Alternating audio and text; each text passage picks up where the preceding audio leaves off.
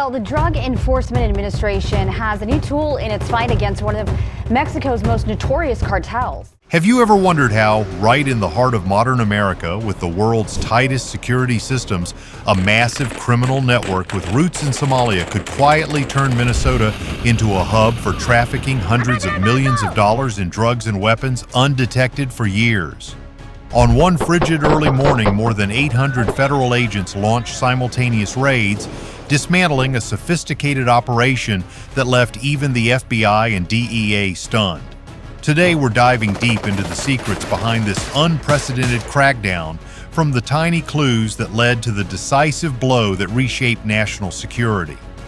Watch the full video to uncover the terrifying truth hiding in plain sight in our everyday lives. If this hooks you, smash that like button right now, share it with your friends, drop your thoughts in the comments below, and don't forget to subscribe to the channel and hit the bell for notifications so you never miss the next top-tier military story.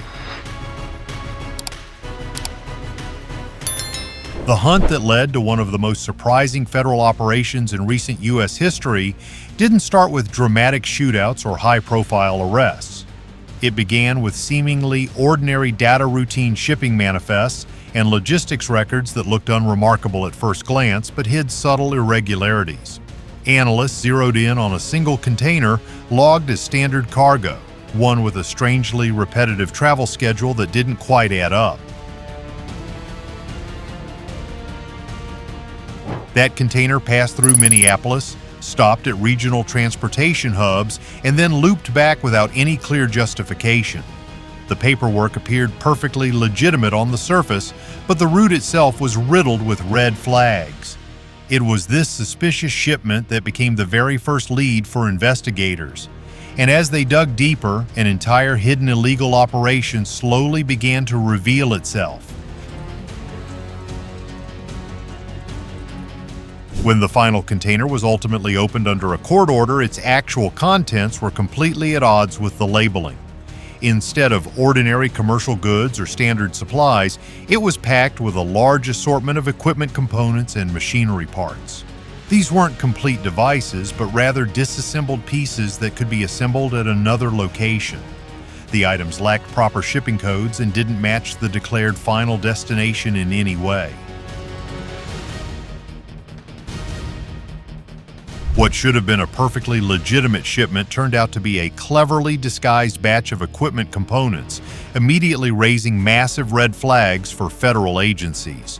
The cargo alone wasn't enough to bring down the entire network, but it cracked open the door to a full-scale, in-depth investigation. Experts concluded that Minnesota's vast transportation infrastructure, its extensive highway network, freight corridors, and local warehousing was being exploited in ways no one had anticipated. The state was no longer just a routine stopover, it had quietly become a critical choke point hub where illegal goods were broken down into smaller loads, repackaged, and then pushed deeper into the U.S. interior or shipped out internationally. This wasn't the final destination, it was just a critical node in the chain. Federal agents quickly realized that the ordinary commercial labels served as the perfect cover. In global logistics, containers marked as priority cargo are often fast-tracked through customs with minimal inspections, especially when declared as legitimate goods like food supplies or materials destined for aid programs. Trust in legitimate transportation systems is being severely abused. Criminal organizations are exploiting forged paperwork to conceal prohibited goods under the protective umbrella reserved for legal shipments. This has forced law enforcement to fundamentally change their approach. They're no longer just tackling isolated smuggling incidents, they're systematically dismantling a sophisticated camouflage that's deeply integrated into the mainstream logistics network itself. As the scope of the investigation expanded, task force agents pieced together a clear picture of a highly organized system with Minnesota at its core. These shipments weren't isolated incidents. Multiple containers labeled as ordinary commercial goods or equipment all displayed the same telltale irregularities. Several trucks registered to local businesses weren't hauling legitimate cargo instead. They were carrying accessories, encrypted communication devices, and financial transactions that didn't match any official reports. The warehouse contracts are changing dizzyingly fast, with storage locations chosen more for convenience than for business efficiency. Lease terms are always kept just short enough to move the goods out before vacating. The agents concluded that this is not your typical domestic illicit operation. There are clear signs of international connections, layered encryption on the messaging app, and multi-million-dollar cash flows running through shell companies. Although the media initially focused on the seizure of prohibited goods, the real story lies in how deeply this system had infiltrated everyday commercial operations. If even one container slipped through under the guise of ordinary cargo, how many other shipments must have passed undetected? This discovery was merely the first crack in a vastly larger and more intricate structure. As evidence continues to mount, federal authorities are gearing up for a major coordinated counteroffensive, one poised to shake the entire Midwest region and expose a network far bigger than initially anticipated.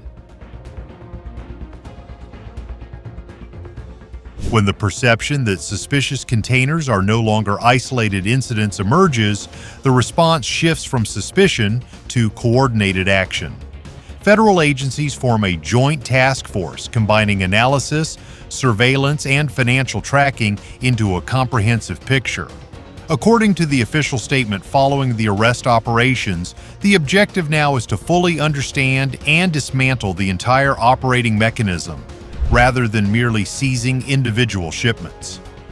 Do you support this war to eliminate these cartels? If yes, comment the number 2. If not, comment the number 5. What has been uncovered is a systematic arrangement rather than chaos. At the center of this arrangement are refrigerated trucks. Nominally carrying standard food products and supplies, they move interstate with minimal delays. In reality, the investigation reveals that these refrigerated trucks are also concealing other purposes. The consistently low temperatures effectively obscure thermal signatures, reducing the effectiveness of aerial detection or roadside sensors. Federal officials confirmed that this tactic had enabled the transport of illicit goods through Minnesota on multiple occasions without triggering alarms, as reported by news sources following the operation.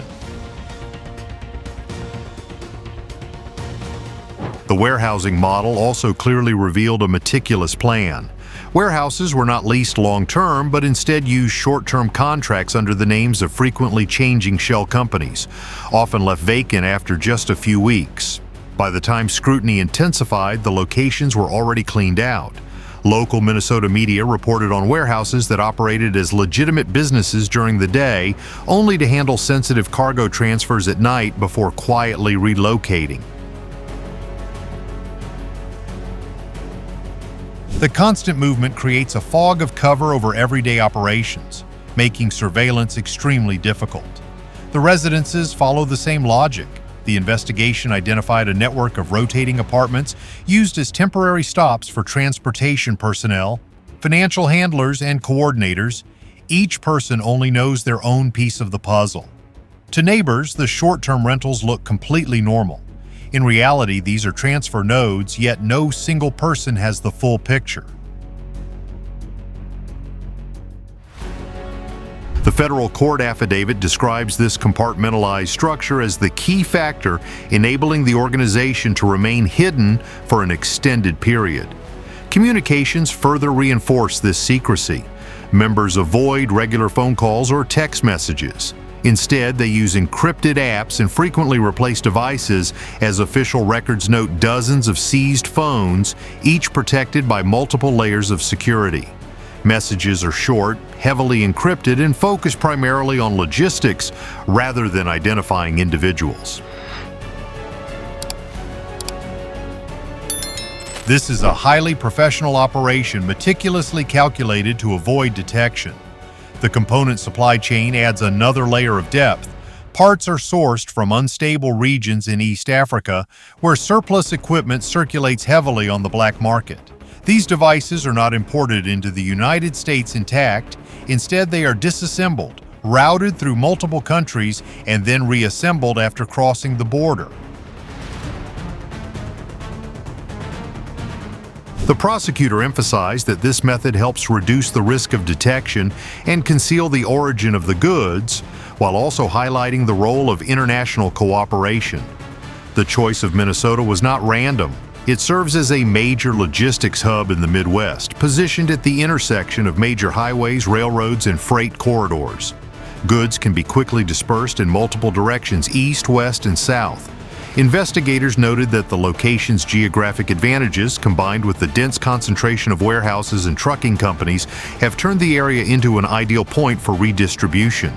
It is close enough to major markets to remain efficient, yet far enough from the coast to avoid the heavier scrutiny typically found there. The operations conducted beneath the surface infrastructure in Minnesota were no accident. They represented a long-term plan that had been steadily growing in strength.